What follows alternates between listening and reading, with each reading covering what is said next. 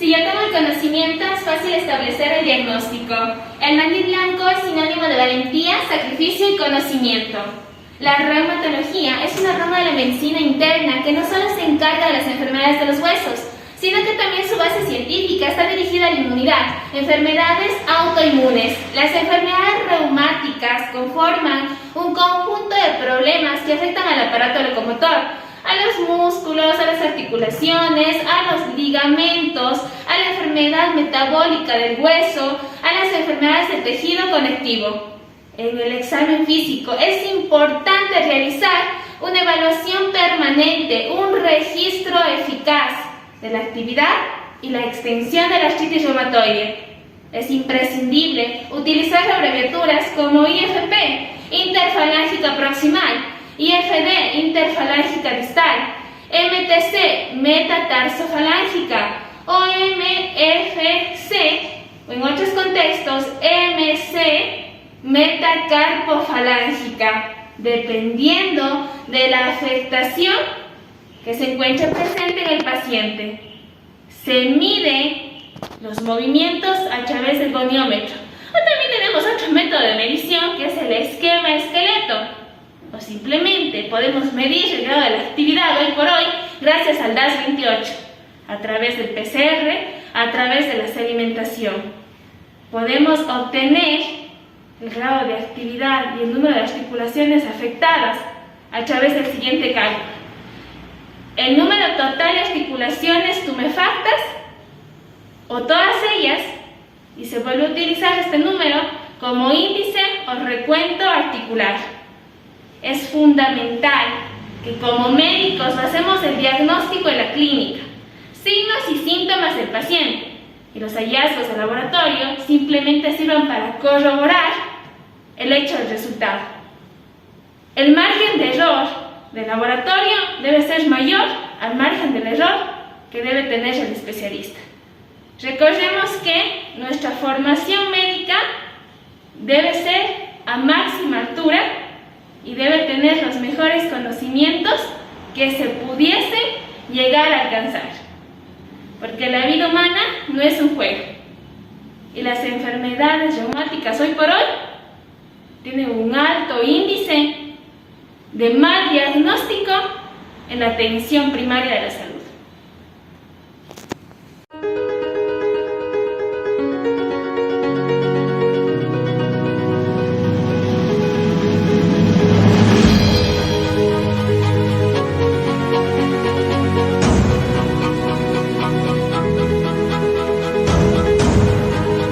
Para la exploración de la articulación temporomandibular, vamos a ubicar el dedo índice por detrás del trago, justamente en el conducto auditivo externo, para posterior pedir al paciente que abra y cierre la boca, para así poder percibir la presencia de dolor o crepitaciones.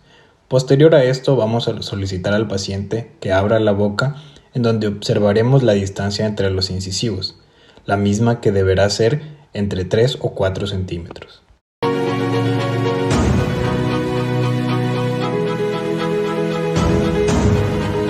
La articulación cricoaritenoidea va a estar formada por la unión del cartílago cricoides y el cartílago aritenoides. Cabe destacar que la principal función que cumple esta estructura va a ser de dilatar o generar una constricción en la glotis.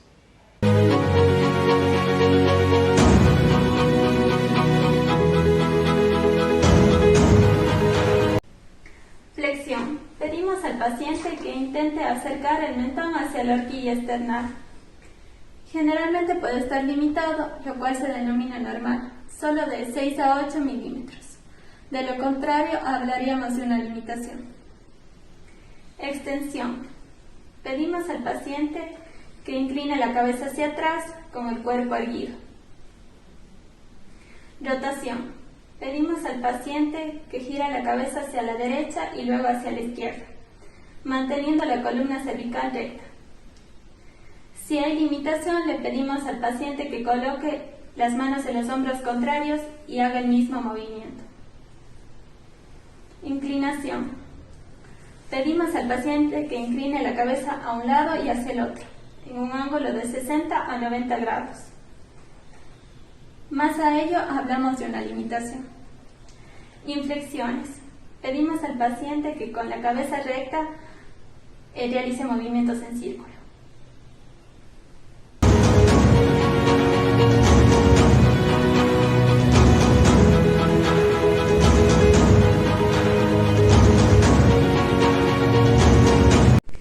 Carece de movimientos de flexión y extensión. No hay inflexión, solo imprime movimientos de rotación no mayores a 45 grados. El paciente coloca las manos detrás de la nuca y rota de derecha a izquierda.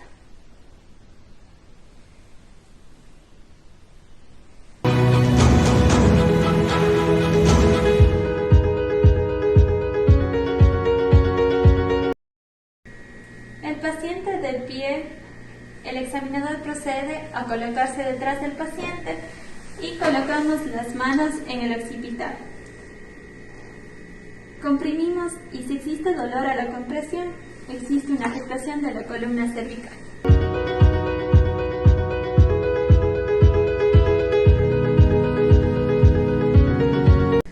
El examinador se coloca detrás del paciente y coloca una mano en el occipucio y la otra mano en la barbilla. Y luego tira hacia arriba, hacia la derecha y hacia la izquierda.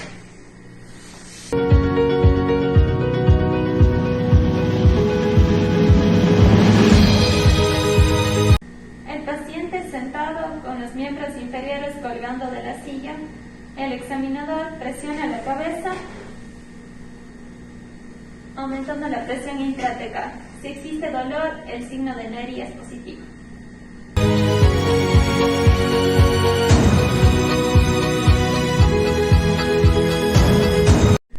Paciente sentado con los miembros inferiores colgando de la silla, el examinador procede a presionar la cabeza del paciente y pide al paciente que levante la pierna. Si existe dolor, el signo de Neri es positivo, ya que aumenta la presión intratecal.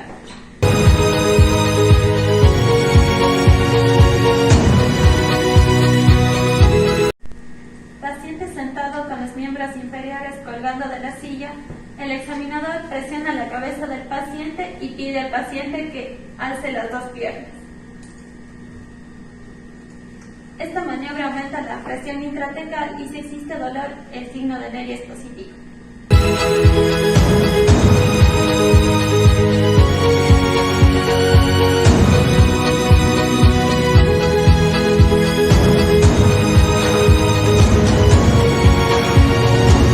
Expansibilidad torácica, pilar fundamental de la reumatología, especialmente en las espondilosartropatías. La espondilosartropatía es una enfermedad autoinmune que genera la formación del hueso y va soldándose vértebra a vértebra, adquiriendo un aspecto similar a la caña de bambú. De allí que recibe el nombre de vértebra o columna de bambú. Al ir soldándose todas las costillas, se otorga rigidez al organismo. Sin embargo, al tener el conocimiento de que la columna dorsal no tiene movimiento, surge la siguiente interrogante. ¿Cómo podemos valorar si la columna dorsal tiene o no movimiento? La respuesta es simple. Al estar soldado todas las costillas, el paciente va a carecer de expansibilidad torácica. Es importante valorar los movimientos costales a través del perímetro del tórax, que no debe ser menor a 2.5 centímetros a nivel del cuarto espacio intercostal. Paciente en bipedestación, con la columna recta, mirando hacia frente, los pies unidos. Con la ayuda de la cinta métrica y pidiendo al paciente que bote todo el aire, es decir, que realice una expiración profunda, vamos a localizar el cuarto espacio intercostal y a proceder a medir. Vemos al paciente que bote todo el aire cuanto le sea posible. Medimos un diámetro de 90 centímetros. Ahora le pedimos a la paciente del mismo modo que realice una inspiración forzada a nivel del mismo espacio intercostal. Respire todo cuanto sea posible. Obviamente, el diámetro aumentará 100 centímetros. La diferencia entre la expiración forzada y la inspiración forzada debe oscilar entre 3.5 a 7.5 centímetros y valores superiores el paciente está en condiciones normales. Sin embargo, un valor menor a 3 centímetros nos habla de una condición patológica. Y situemos el siguiente ejemplo. Un paciente con espondilitis anquilosante y un diámetro del tórax menor a 2.5 centímetros, estamos hablando ya de una limitación seria.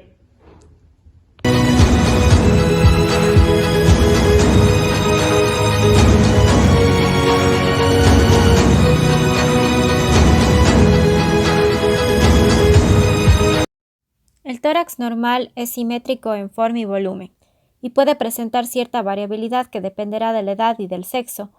El tórax en los primeros años de la vida es de diámetro vertical, pequeño y casi cilíndrico y no presenta diferencias de acuerdo al sexo. En la adolescencia, el tórax se alarga y aplana.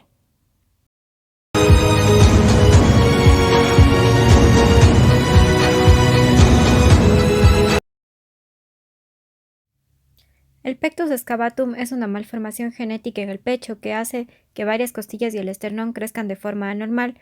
Generalmente las costillas y el esternón se proyectan hacia adelante, pero en esta el esternón se proyecta hacia adentro formando una depresión en el pecho. Esto da al pecho un aspecto ahuecado o cóncavo. Por eso esta afectación también se llama pecho en embudo o pecho hundido.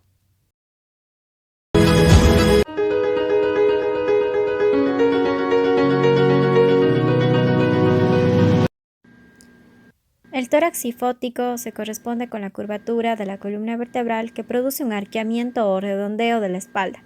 Esto hace que se presente una postura jorobada o agachada. La sifosis se puede presentar a cualquier edad, aunque es poco frecuente al momento del nacimiento.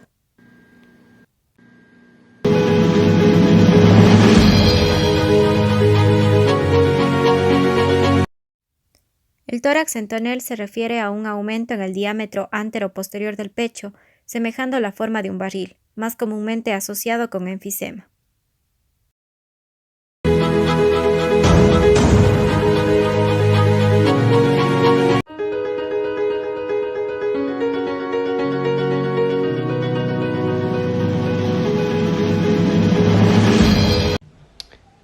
En cuanto a la exploración de la columna lumbar, se va a realizar mediante una inspección y una palpación minuciosa, en donde el paciente va a encontrarse de pie, lo mismo que nos permitirá observar la simetría, es decir, la altura de los hombros, la altura de las clavículas, la altura escapular y la altura de las crestas ilíacas. De la misma manera, al paciente se le revisará la presencia de cicatrices, manchas, deformidades, cambios de coloración y posteriormente se evaluará la marcha, en donde se observará la presencia de cojeras o marchas patológicas. Otro punto a evaluar son los rangos de movimiento, los cuales se evaluarán de manera activa y pasiva, mediante la flexión y extensión, en donde por lo general la columna lumbar va a tener una flexión de 40 grados y una extensión de 15 grados. También se evaluará las lateralizaciones y rotaciones, las cuales serán de 30 y 45 grados normalmente, para así observar la presencia de dolor o limitaciones con el movimiento. En cuanto a la palpación, se deberá revisar los procesos espinosos, de igual manera los espacios intervertebrales y nunca se deberá olvidar revisar la zona del coxis. Además, vamos a revisar los puntos de gatillos y las contracturas. De la misma manera, vamos a observar y revisar si existe presencia de aumentos de volumen.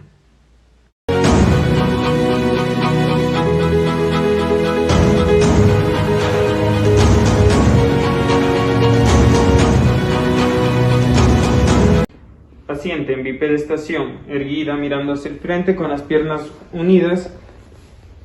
Procedemos a localizar las crestas ilíacas, el cual nos sirve de punto de referencia para L4 o L5. A este nivel hacemos una marca de referencia.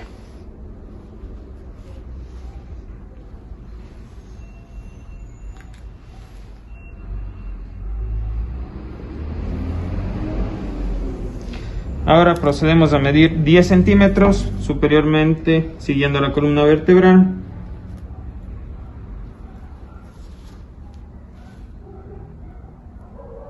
Y 5 centímetros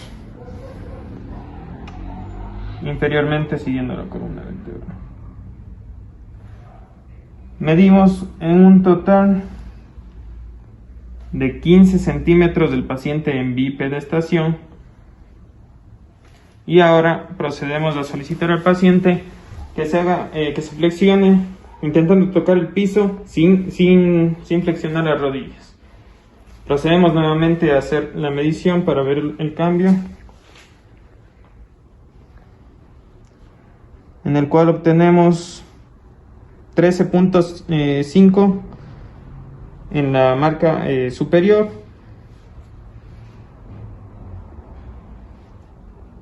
y 7 centímetros en la marca inferior, dándonos como resultado 21.5 centímetros en flexión, obteniendo una diferencia del paciente en bipedestación y restándole de lo que está en flexión de un total de 6.5 centímetros, lo cual indica que no presenta una limitación de la columna lumbar.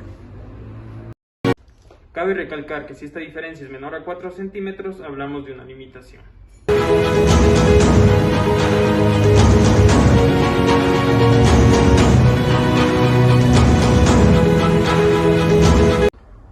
Paciente en bipedestación, erguido, mirando hacia el frente con las piernas unidas.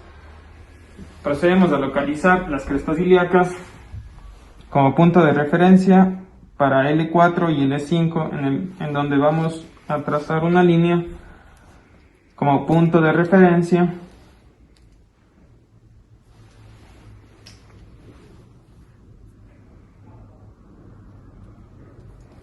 Y procedemos a medir 10 centímetros de manera superior, siguiendo la columna vertebral.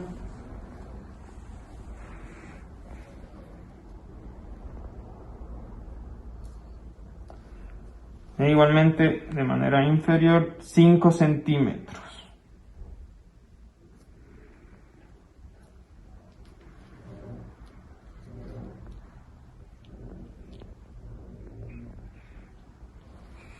Obteniendo una medición total de 15 centímetros en bipedestación. Ahora pedimos al paciente que haga una extensión hacia atrás y procedemos de nuevo a medir los puntos de referencia, en el cual podemos ver que superiormente tenemos 8 centímetros e inferiormente 6 centímetros, en el cual tenemos un total de 14 centímetros, siendo restándole en bipedestación 15 menos los 14, un resultado de 1, lo cual representa que el paciente no tiene una limitación en extensión de la columna lumbar, ya que es menor a 4.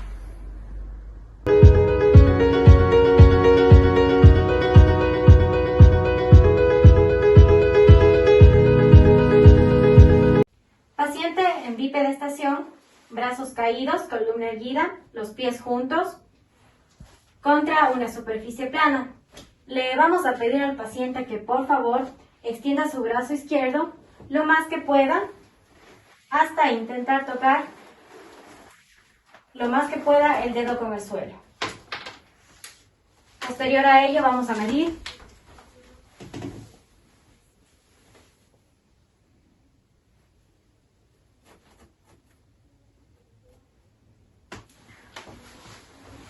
teniendo una distancia dedo-suelo de 44 centímetros.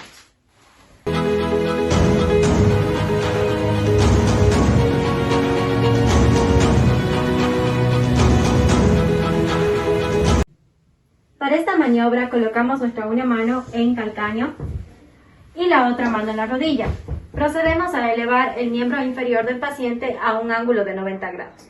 Aquel paciente que presente una afectación lumbar presentará dolor antes de formar el ángulo de 45 grados.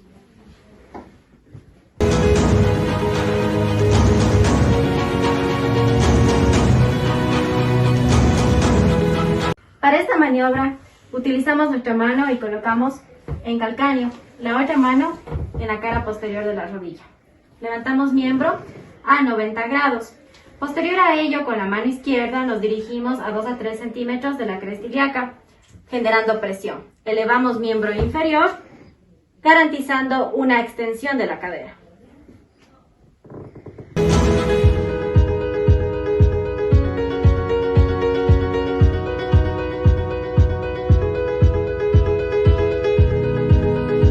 Esta maniobra es también conocida con el nombre de prueba de tensión nerviosa. Para ello, el examinador colocará la mano sobre el calcáneo y la otra sobre la rodilla, garantizando la extensión. Procederá a subir lentamente hasta que el paciente refiera dolor. Ahí, señorita. Luego, bajará gradualmente hasta que el paciente refiera que el dolor desapareció. Ya, señorita. Y Bien. procederá a realizar una flexión dorsal del pie. En esta maniobra aumentará el dolor en pacientes con sospecha de lumbosatialgia.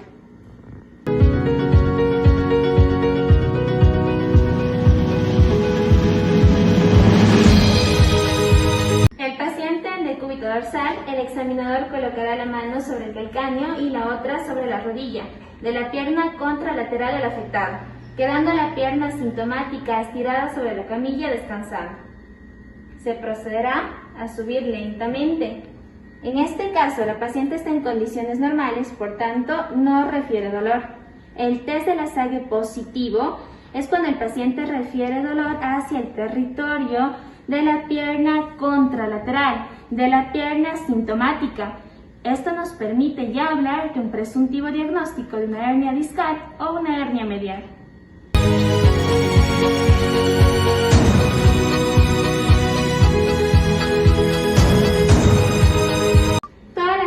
De Valsalva, encaminadas al aumento de la presión intraabdominal, exacerban el dolor radicular.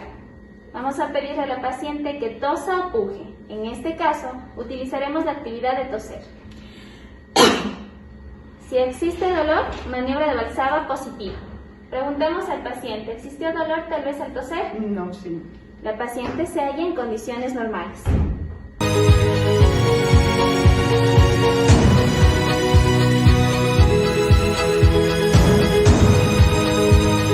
Paciente en decúbito dorsal, pedimos que cruce los brazos sobre el tórax. El examinador sostendrá los tobillos y el paciente, para sentarse, deberá realizar una flexión del raquis. Vemos al paciente que se siente. Lewin 1. Que retome su posición inicial. Lewin 2. La presencia de dolor lumbar o imposibilidad al realizar cualquiera de las dos maniobras indica afectación lumbar.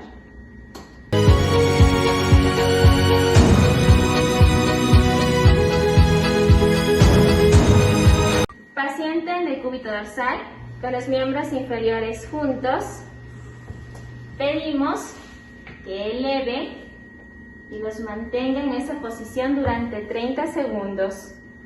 Los pacientes lumbosciatálgicos no podrán realizar esta maniobra, puesto que generan una presión intraabdominal y lumbar que aumenta el dolor. El 10% de los pacientes lumbosciatálgicos presentan un Lasague negativo pero un Mingras positivo. De allí la importancia de esta maniobra, que puede sugerir incluso la afectación neuropática. Una vez transcurrido los 30 segundos, si el paciente lo tolera correctamente, paciente en condiciones normales. En este momento pasaron los 30 segundos y podemos volver al paciente a su posición inicial.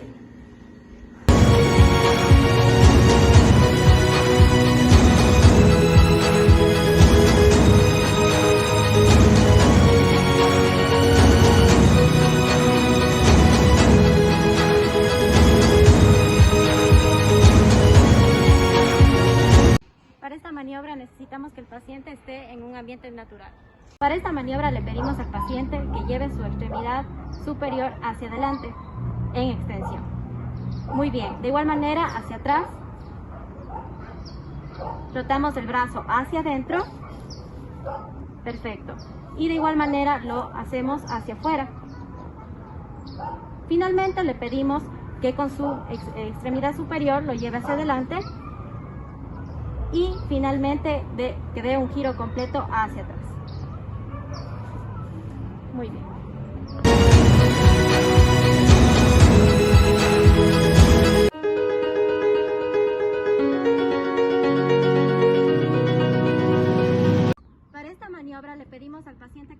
favor lleve su extremidad superior hacia adelante.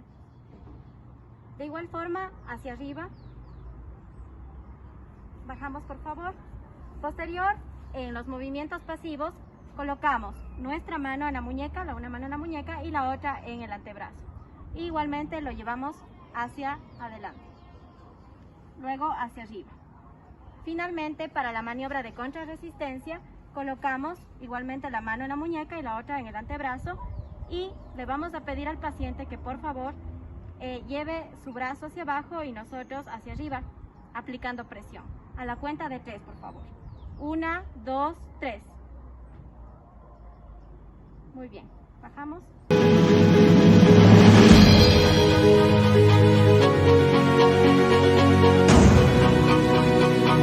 El objetivo de esta prueba es identificar si existe atrapamiento del espacio subacromial. El paciente se va a encontrar de forma sentada o en bipedestación y el clínico se encontrará de manera en bipedestación posterolateral al paciente. El clínico colocará la mano en el hombro del paciente con el fin de fijar la escápula y con la otra mano tomará la parte distal del brazo.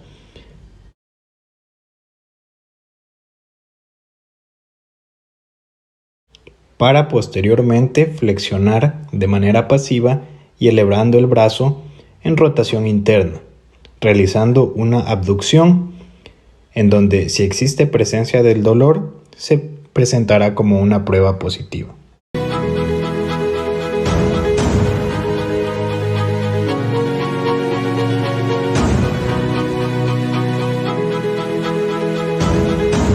La maniobra de Hawkins-Kennedy tiene como objetivo observar si existe atrapamiento de las estructuras subacromiales, como el tendón del supraespinoso, la busa subdeltoidea y el tendón de la porción larga del bíceps. Para esto, el paciente se encontrará en sedestación y el clínico se encontrará en bipedestación.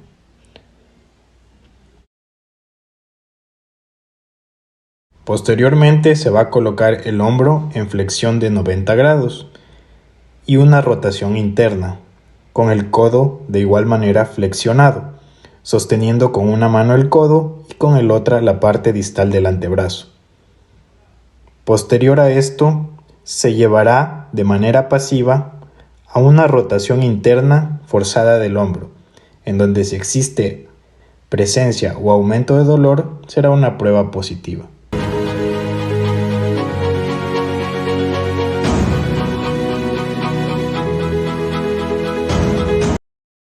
Signo de Jochum.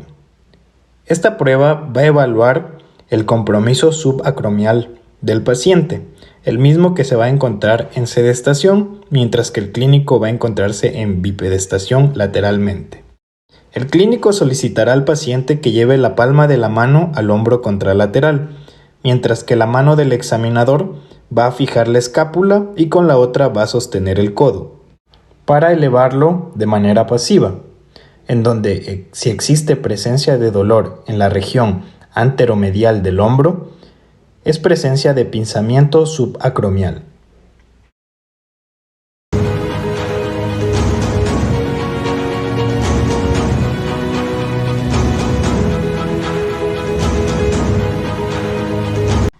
El paciente partirá de una abducción pasiva de 180 grados y deberá ser capaz de descender lentamente el brazo hasta los 90 grados, gracias al deltoides.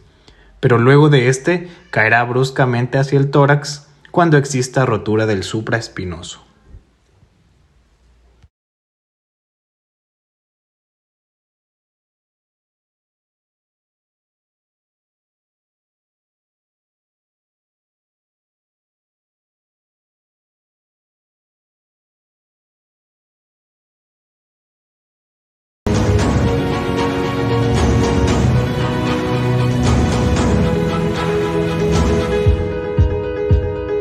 En esta maniobra el paciente va a elevar el brazo en antepulsión de 90 grados y luego lo llevará extendido hacia el hombro contrario mediante abducción. Por lo general se torna dolorosa en patología acromioclavicular.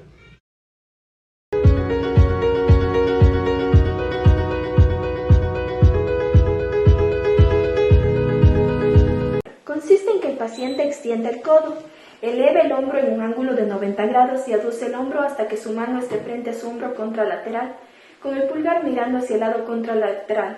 Luego procedemos a ejercer fuerza en la muñeca y ella tiene que romper la resistencia.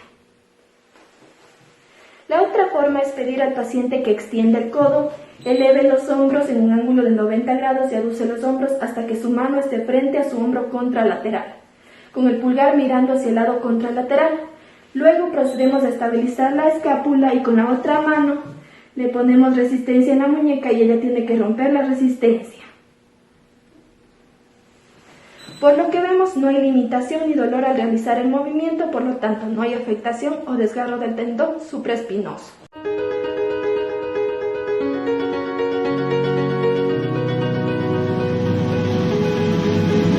Para esta maniobra le pedimos al paciente que comprima su abdomen de esta manera, con hombro hacia adelante. Listo. Si es que existe dolor en la región subescapular, indica anomalía de hombro.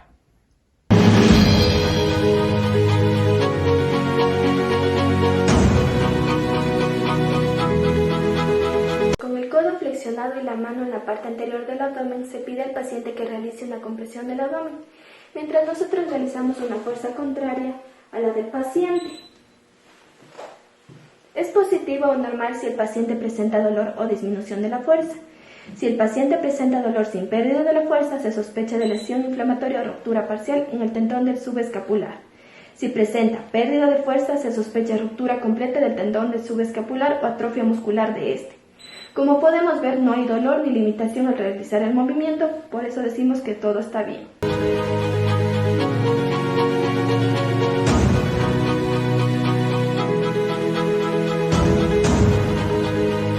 Con el hombro en completa rotación interna y la mano en la espalda, se pide al paciente que separe la mano de la espalda y la mantenga separada por algunos segundos.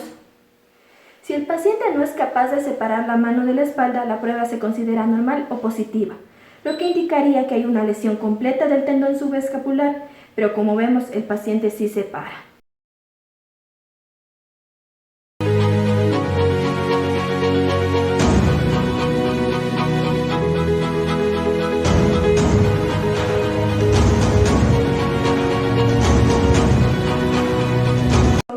Pegado al cuerpo y el codo de inflexión de 90 grados y en pronación, el dedo pulgar mira hacia el ombligo, le cogemos la mano y le ponemos resistencia a la supinación. Si presenta dolor, existe inestabilidad o tendinitis de la cabeza larga del bíceps, pero como vemos que hay movilidad y sin dolor, entonces no hay afectación.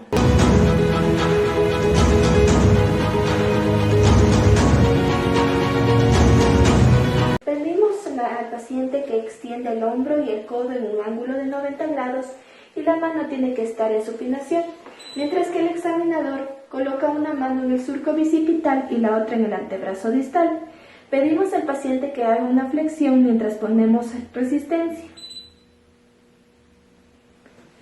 ya que realiza el movimiento sin dolor, no hay afectación del tendón bicipital.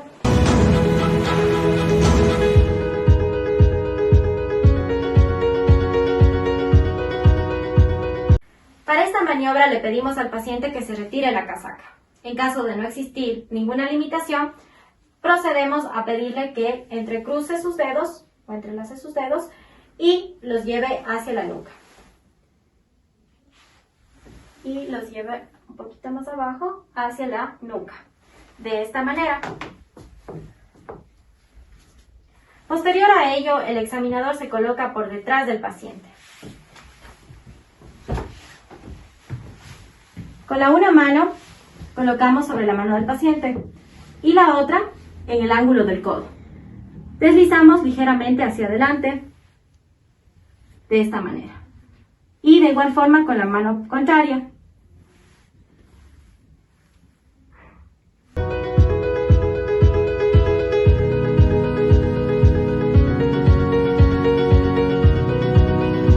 Para la valoración del movimiento de la mano pedimos al paciente que extienda el hombro y el codo, la mano tiene que estar en pronación. Le pedimos al paciente que flexione la mano luego que extienda, Le pedimos que ponga en supinación, luego abducción, aducción. Ya que realiza estos movimientos activos sin dolor ni limitación, implica que la articulación y las estructuras periarticulares de la mano no están lesionadas.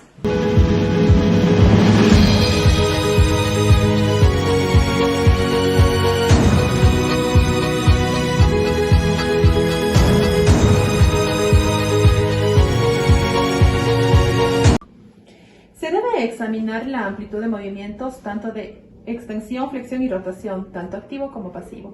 En cuanto al movimiento pasivo, se excluye el proceso articular o sinovial, mientras que en el movimiento pasivo limitado no doloroso, esto es una patología degenerativa, y en el movimiento limitado no doloroso es un proceso no doloroso. Por lo tanto, le vamos a pedir al paciente que en una base firme coloque su brazo, formando con el codo un ángulo de 90 grados. Le pedimos que con la otra mano se sostenga y realice movimientos de extensión de los dedos. Por favor, realícelos. Gracias.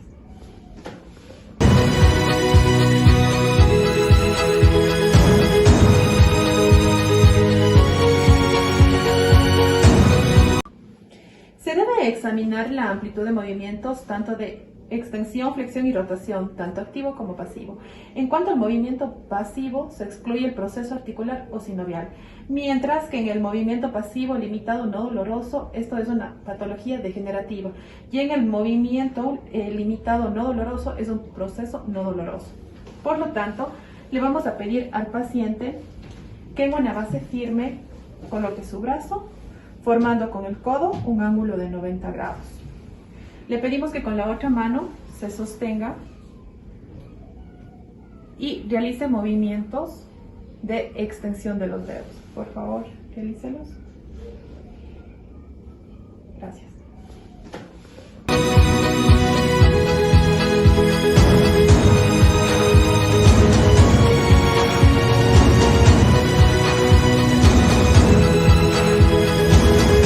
Le vamos a pedir al paciente que extienda la mano,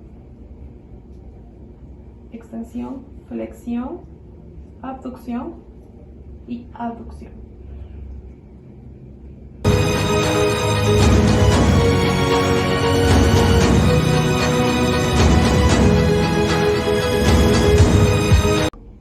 El paciente se encuentra sentado con el brazo pegado al tronco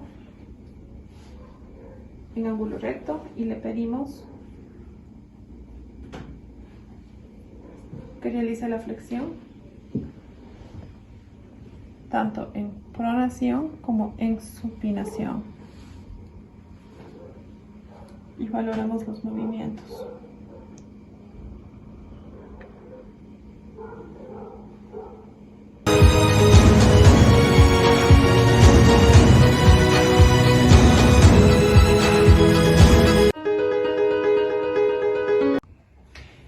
El paciente debe estar sentado. Para medir la flexión del paciente le pedimos que coloque su brazo en una base firme y con un gondiómetro se mide los grados en flexión.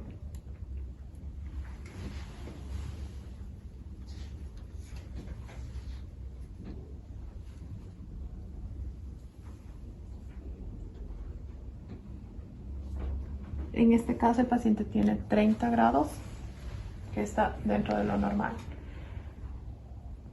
Le pedimos que extienda el brazo y de la misma forma, con la ayuda del gondiómetro,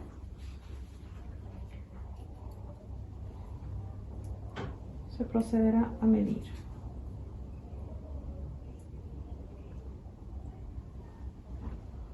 En este caso tiene 40 grados, que está dentro de lo normal.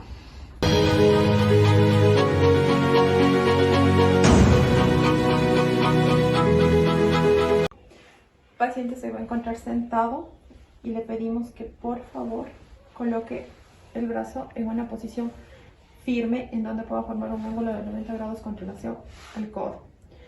A continuación vamos a colocar la mano del examinador en la cara dorsal de la mano del paciente y le vamos a pedir que ejerza fuerza hacia arriba mientras el examinador ejerce hacia abajo. Con esto vamos a medir la resistencia de la fuerza del paciente.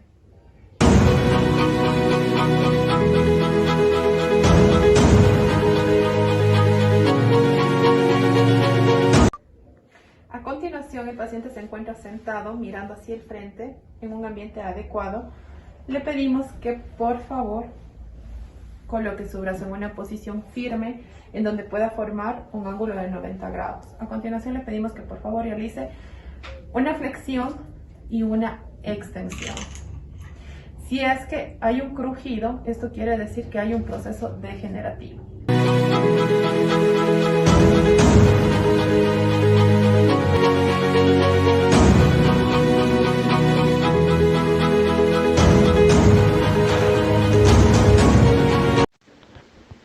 Descamación de la piel en aspecto de vela y se presenta en la cara externa de la mano.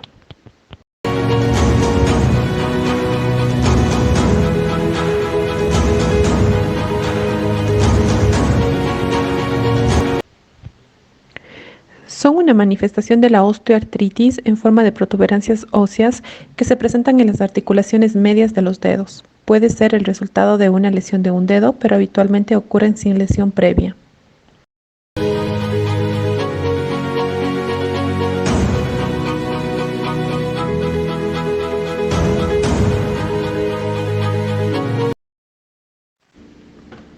Hiperextensión de la articulación interfalángica proximal media y flexión de la articulación interfalángica distal.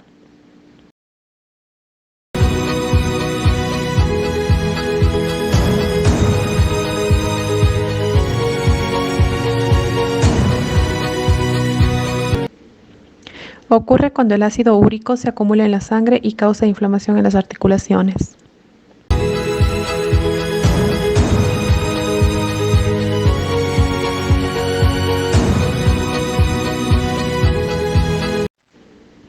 Es una respuesta vascular exagerada al frío o al estrés que se manifiesta por cambios de la coloración de la piel en diversas localizaciones.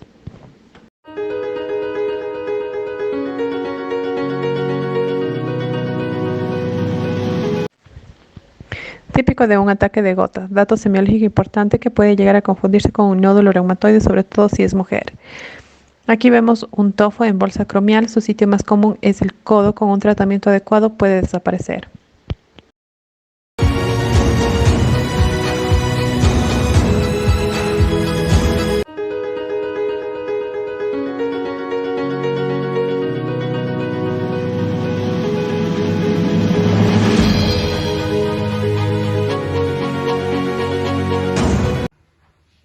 Para esta maniobra vamos a revisar lo que es simetría, lineación lumbar y marcha. En la simetría vamos a medir clavículas, escápulas y cadera. Para las clavículas vamos a utilizar una cinta métrica y desde el inicio de la clavícula colocamos la cinta métrica hasta la planta del pie.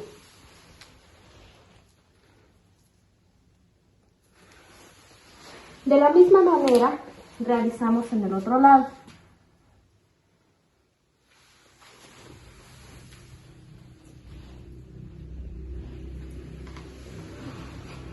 Ahora, en escápulas, de inicio de escápula hasta la planta del pie,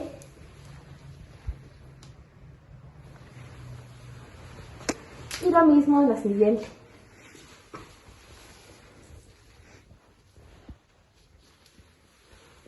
Ahora, en cuanto a cadera, desde cresta ilíaca hasta la otra cresta ilíaca.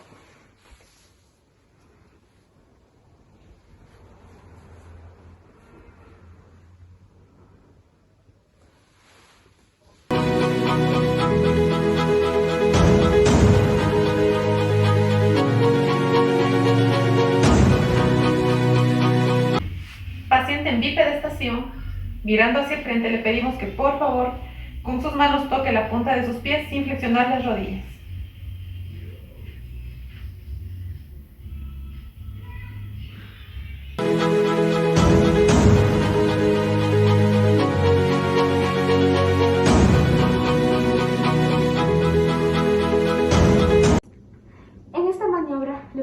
pediremos al paciente que se incline hacia atrás lo más que pueda.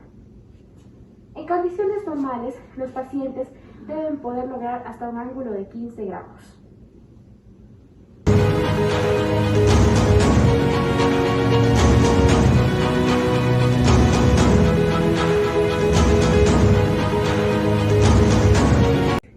En esta maniobra vamos a pedir al paciente que rote hacia un lado y hacia el otro.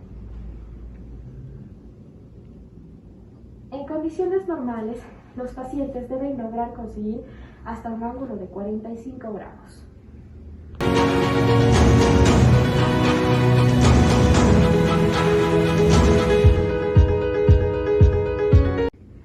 En esta maniobra le vamos a pedir a la paciente que se incline hacia un lado y luego hacia el otro lado. En condiciones normales, los pacientes deben lograr aquí hasta un ángulo de 30 grados.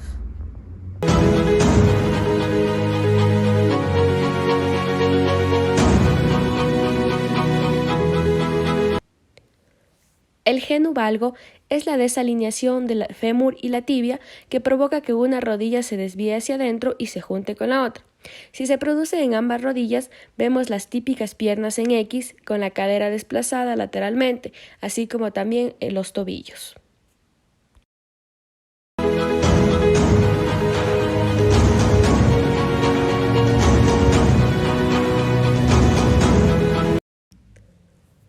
Las piernas arqueadas, que son también conocidas como genu varum, son una curvatura exagerada hacia afuera de las rodillas, mientras los pies y los tobillos se tocan entre sí.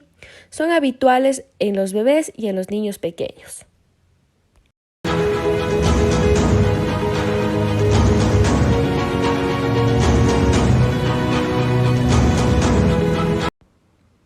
Recurvado. Esto es un paciente curvado hacia atrás.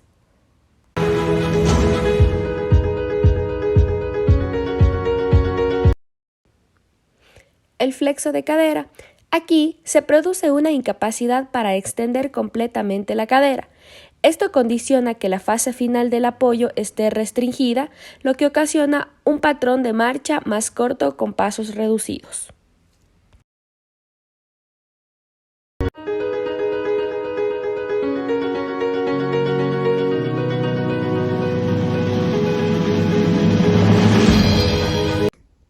Para esta maniobra, el paciente debe encontrarse en decúbito supino con sus piernas extendidas. El examinador, con su dedo pulgar y su dedo índice, realizará un movimiento como de botar hacia afuera la rótula. Este signo será positivo si el paciente refiere una suspensión del movimiento por presentar algún dolor.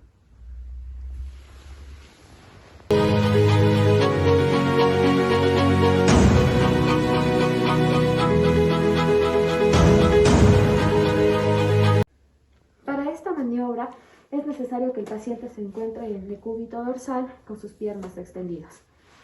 El examinador, con su dedo índice y su dedo pulgar, fijará los polos de la rótula y realizará un movimiento vertical proximal, distal, proximal, distal, proximal, distal. Este signo será positivo si el paciente refiere tener algún dolor cuando se realiza este movimiento.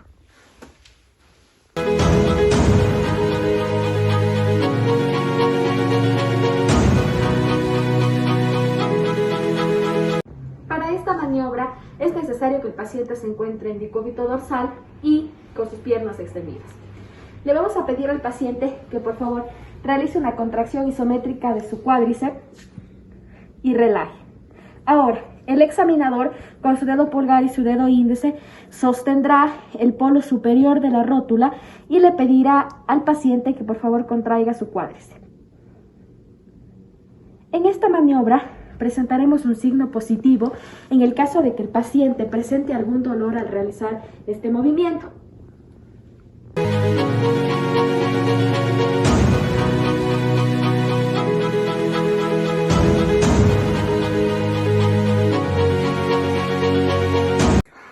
Para esta maniobra es necesario que el paciente se encuentre en decúbito dorsal y con sus piernas extendidas. Aquí el examinador colocará su mano debajo del hueco popliteo y su otra mano en la planta del paciente. Se realizará una flexión de la pierna y con la mano que se encuentra en la planta realizaremos una rotación externa. Si el paciente aquí presenta dolor en la interlínea articular interna, nos refiere que hay una lesión del menisco interno. Ahora, si rotamos internamente y el paciente nos refiere un dolor en la interlínea articular externa, nos indica que hay una lesión del menisco externo. Para concluir, nos quiere decir que flexión más rotación externa, lesión de menisco interno. Y flexión más rotación interna, hay una lesión del menisco externo.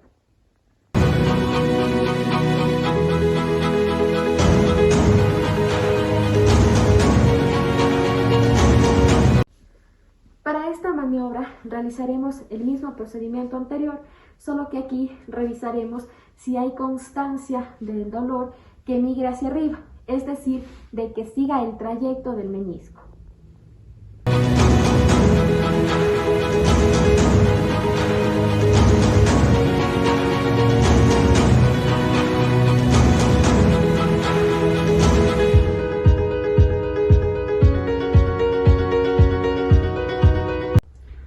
Paciente en decúbito prono, con rodilla flectada en 90 grados. El examinador aplica presión en la cara plantar del talón, produciendo una carga axial sobre la tibia. Simultáneamente, rotamos externo a interno de manera alternada. Esta maniobra es positiva si el paciente presenta dolor y realizamos el mismo proceso en el miembro contralateral.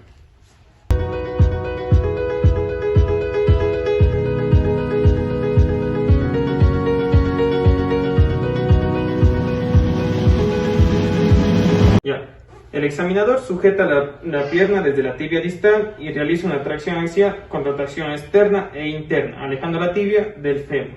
Esta maniobra es positiva si se presenta el dolor. Igualmente lo realizamos de manera contralateral.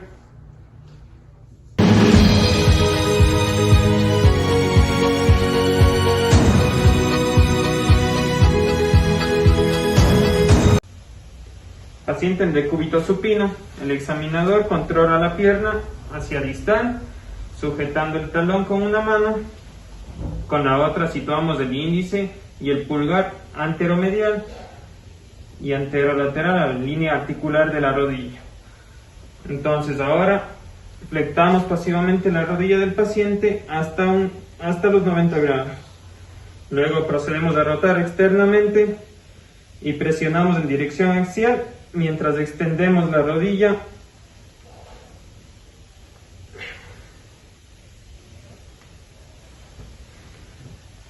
Luego repetimos la no maniobra, pero con rotación interna.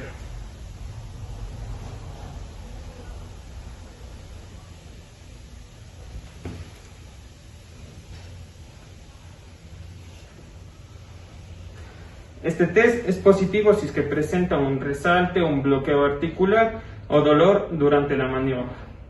Procedemos a hacer el mismo procedimiento con el miembro contralateral.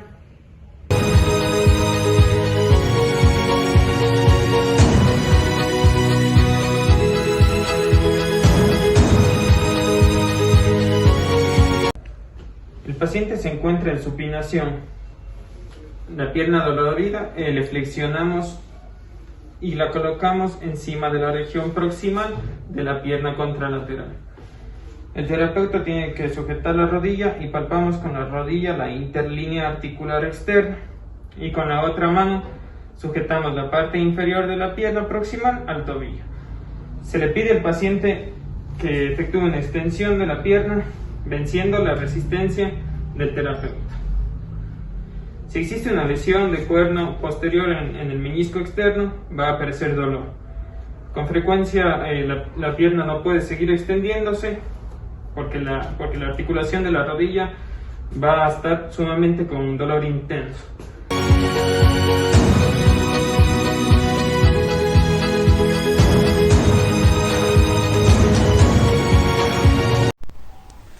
Paciente en decúbito supino con la cadera flectada en 45 grados. y rodilla flectada en 90 grados. Retraemos 30 grados y el examinador procede a sentarse sobre el pie del paciente fijándolo y tomamos la tibia proximal con los pulgares a cada lado del tendón rotuliano. Con los índices vamos a palpar los tendones de los isquiotibiales para asegurarnos de que estén relajados. Una vez hecho esto, el examinador ejerce una tracción anterior de la tibia. En esto consiste la maniobra. El test es positivo cuando hay un aumento de la traslación anterior de la tibia en respecto al lado contralateral o cuando no presenta un tope firme.